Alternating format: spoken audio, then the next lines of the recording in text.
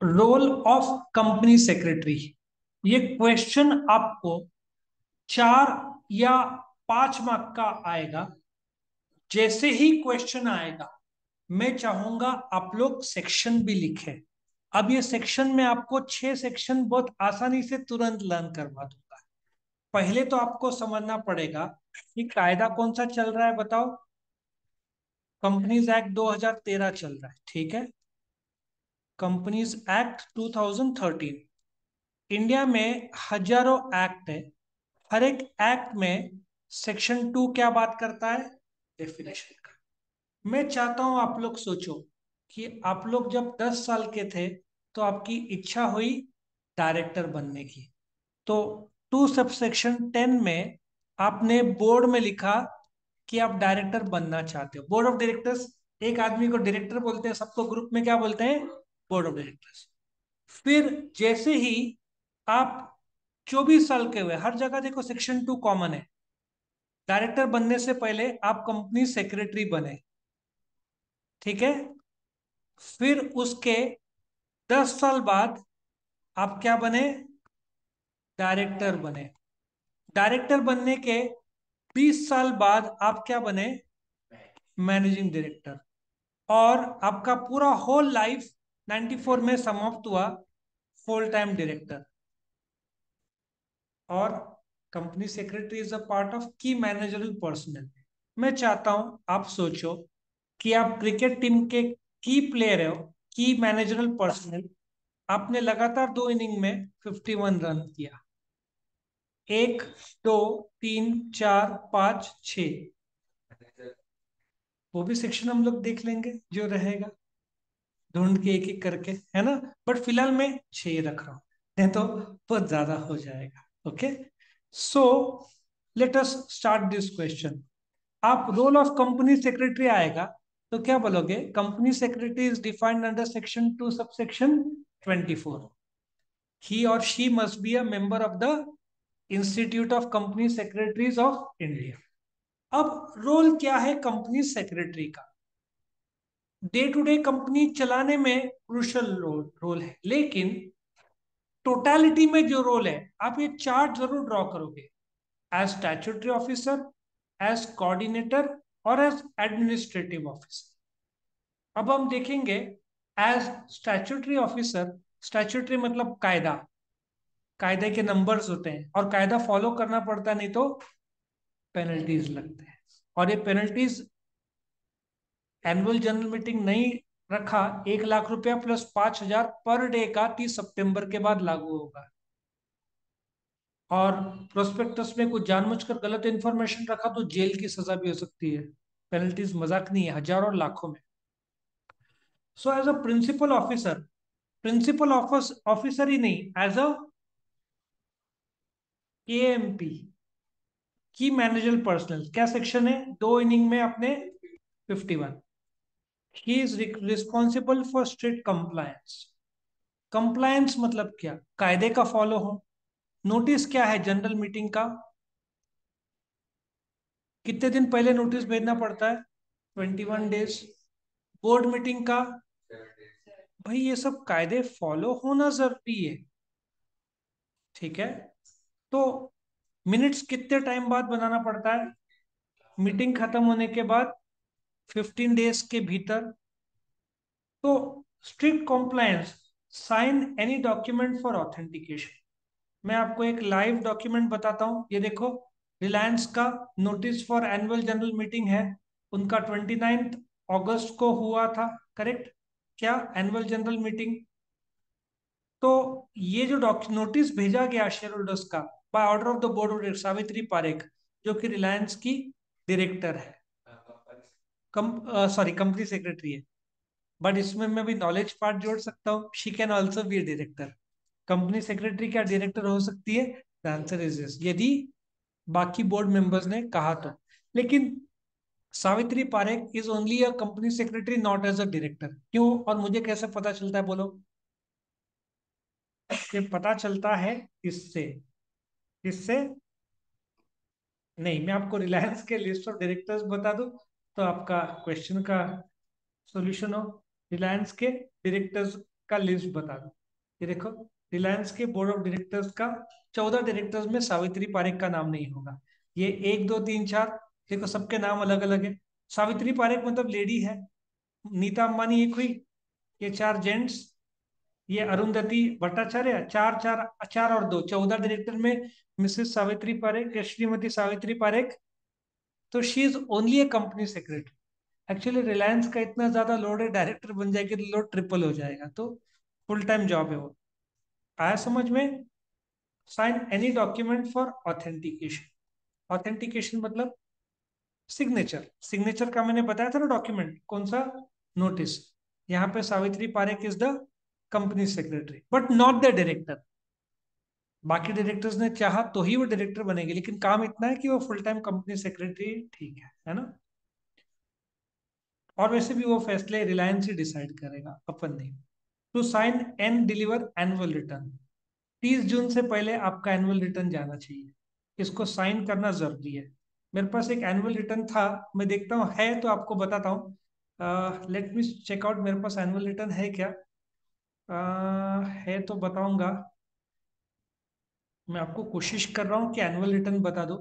शायद हट गया है, लेकिन कोई अ, इसका मैं एप्पल का बताओ आपको एनुअल रिटर्न।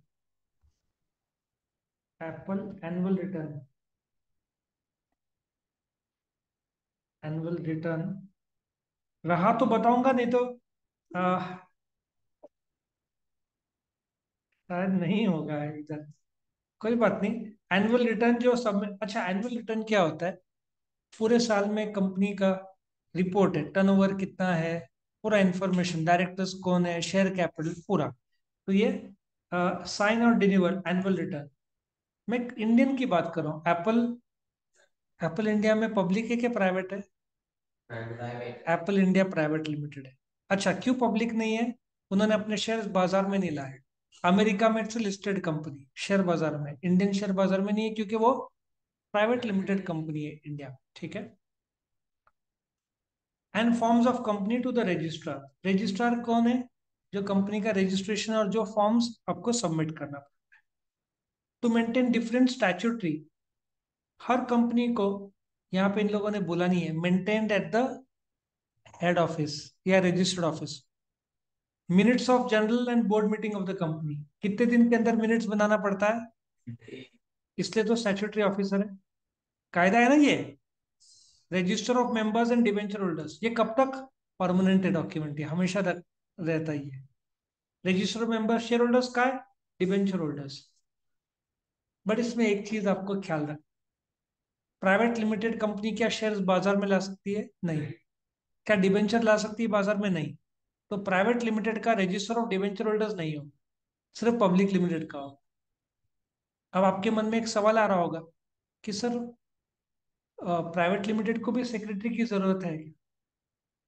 इंडिया में जो कंपनीज एक्ट का सेक्शन में, कंपनी सेक्रेटरी का सेक्शन अंडर टू सेक्शन 24, वो 2 चीज बोलता है। सेक्रेटरी किसको किसको कंपलसरी है? लिस्टेड कंपनी, और जो कंपनी का share capital 5 crore, Apple company का शेयर कैपिटल 5 करोड़ के ऊपर तो होगा ही। तो स्ट्रेट फॉरवर्ड है, उधर कंपनी सेक्रेटरी फुल टाइम होगा या होगी, जो भी है। फिर रजिस्टर ऑफ डायरेक्टर्स, NKMP। यदि एप्पल का KMP ढूंढोगे तो उसमें सेक्रेटरी मिल जाएगी कौन है, ठीक है। And their share holding, ensure necessary compliance of law.